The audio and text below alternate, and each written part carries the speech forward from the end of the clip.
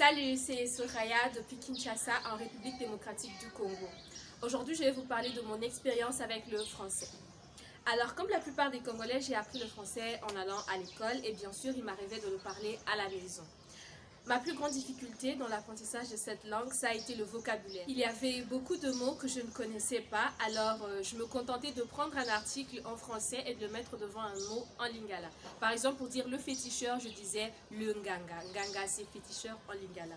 Voilà, j'ai commencé à lire beaucoup de bandes dessinées et des romans très tôt, et c'est ce qui m'a permis d'améliorer mon vocabulaire. La lecture m'a beaucoup aidé en tout cas. Aujourd'hui, j'ai encore quelques problèmes de diction sur lesquels je travaille.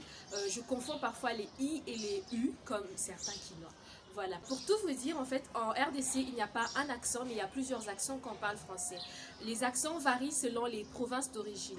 Par exemple, quelqu'un qui est originaire du Kasaï a un accent différent de celui qui est originaire de la province de l'Équateur. Donc, nous avons plusieurs accents comme ça en RDC. Nous avons un pays qui est très riche, notamment par sa diversité culturelle. Il y a 4 langues nationales, plusieurs dialectes, et je trouve ça vraiment génial que le français nous serve un peu de pont pour communiquer, quelle que soit notre province d'origine. Voilà pour ce qui est de mon expérience avec le français. Merci. Bye.